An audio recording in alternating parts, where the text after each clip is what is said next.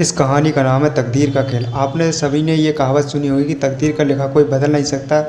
इसका खेल सिर्फ तकदीर लिखने वाले को ही पता है और तकदीर हमेशा अच्छे कर्मों से ही बनती है।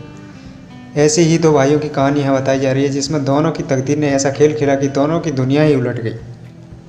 बात कुछ ऐसी पुरानी, गुजरात के सूरत शहर में मनसुख लाल के नाम के एक व्यापारी रहते थे। इनकी कीमती रतन था कारोबार दुनिया के कई देशों में फैला हुआ था। पूरे सूरत शहर में इनका मान सम्मान था।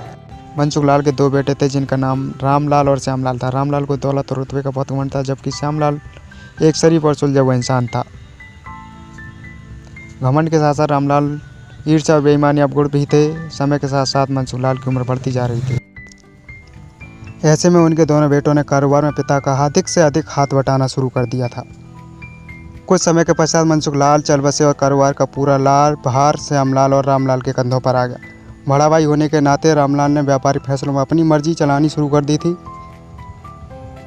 रामलाल बेईमानी और मक्कारी भरे फैसले लेने लगा। असली रतन के नाम पर वह नकली रतन व्यापार करने लगा, जिससे मुनाफा और बढ़ने लगा। इस मुनाफे से उसका बाकी चरित्र भी काला हो गया। दौलत के घमंड में वह परिवार में उन्मादी जैसा व्यवहार करने लगा। दूसरी तरफ शरीफ और सुलझे हुए श्यामलाल को शुरू में रामलाल की बेईमानी का इल्म तो नहीं हुआ, परंतु जब उसने उसके व्यवहार में परिवर्तन देखा तो पूरे मांजरे को समझने में ज़्यादा देर नहीं लगी। सभी बात को वह समझ चुका था। रामलाल की करतूतों में श्यामलाल का बड़ा दुख हुआ। उसने रामलाल को समझाते हुए और सही रास्ते पर लाने की बहुत कोशिश की, परंतु वह नाकाम रहा। उल्टे रामलाल श्यामलाल से खफा हो गया और व्यापार में बंटवारे का बहाना ढूंढने लगा। बंटवारे में भी उसने बेईमानी की बहुत ज़्यादा साजिश रची थी। घर में कलह का माहौल पैदा किया तथा रामपाल अपनी साजिश में सफल रहा और श्यामलाल के हिस्से के व्यापार पर भी कब्जा कर बैठा था। रामलाल के व्यवहार से दुखी होकर श्यामलाल ने शहर में दूसरी जगह अपना ठिकाना बनाया और रतन ने अपने व्यापार को नए शुरू से शुरू किया। ईमानदारी की नींव पर शुरू हुआ श्यामलाल का व्यापार बहुत ही जल्दी चलने लगा। एक तरफ जहां श्यामलाल की ख्याति देश और विदेश में बढ़ने लगी, वहीं दूसरी तरफ रामलाल की करतूतों की पोल सब जगह खुलने लगी। नकली रतन के व्यापार के कारण रतन बाजार में रामलाल की साख को जोरदार धक्का लगा और उसके व्यापार का दायरा सब सिमटने लगा।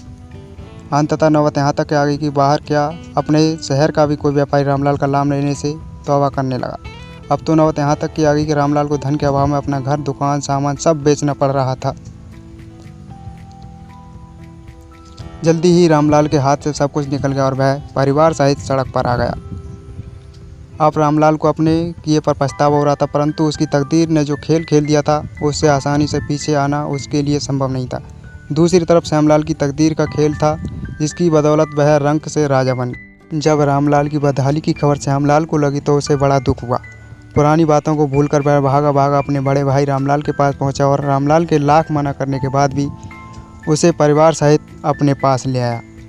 ये भी तकदीर का खेल ही था। जिस भाई के साथ रामलाल ने बदसलूकी कर उसे सड़क पर पहुंचा दिया था, वही भाई आज उसे सड़क से उठाकर अपने घर में ले आया था।